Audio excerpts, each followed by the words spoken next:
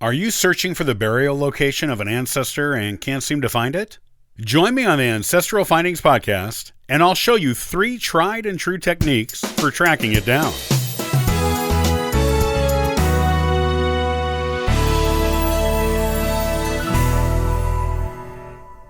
Discovering the burial location of your ancestors is an important part of genealogy.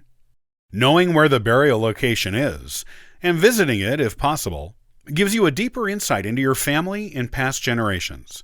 It gives you a place to go to honor your ancestor, and it puts you as close to them physically as you will ever be.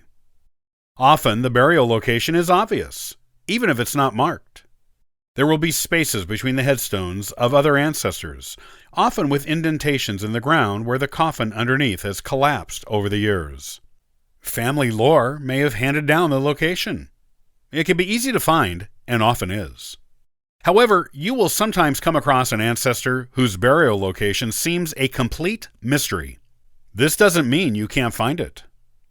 Here are 3 ways you can discover the hidden burial locations of your ancestors. Number 1. Look at the death certificate.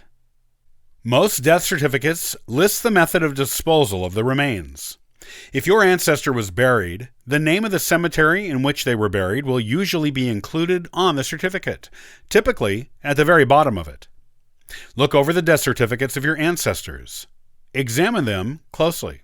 You'll usually see the burial location. Once you find it, you can either go visit it in person or look it up on findagrave.com and see if there is a photo of it on the site. This is a commonly overlooked way of finding the burial location of an ancestor if you didn't previously know where it was. Number 2. Check for an obituary. If you can't find a death certificate, such as if your ancestor died before his or her county or state started requiring the issuance of them, look in the old newspapers of the area to see if you can find an obituary. The time and place of the funeral, as well as the burial location, are often revealed in obituaries, even quite old ones. Once you have the name of the cemetery, finding the burial location is usually a simple matter. Many old newspapers are now online, both on free and membership genealogy websites, like genealogybank.com, newspapers.com, and others. You can search for obituaries on those websites. If the newspapers from your ancestors' area are not online, you can always go to the local historical society and see if they have records of old newspapers on microfilm.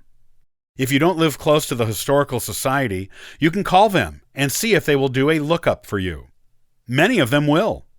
You can also try contacting the newspaper itself to ask where it keeps old issues and how you can search them. Number 3. Call the county clerk, city clerk, or church that manages the cemeteries where your ancestor is most likely to be. It is often easy to make a good guess as to where your ancestor's burial location may be. They are typically in one of the cemeteries closest to where they lived, or on the property of the church they belong to.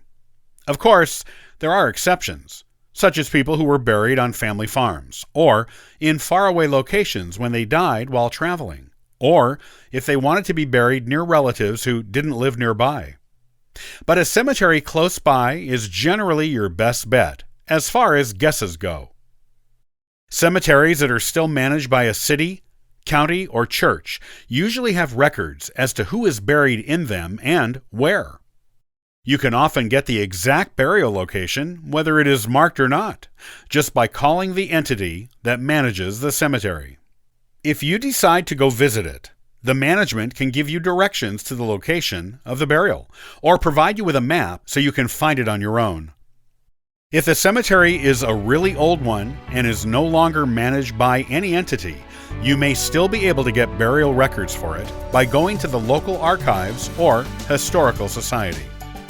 Those mystery burial locations don't have to remain mysteries. Just use one or all of the above techniques, and you may just find that missing ancestor yet.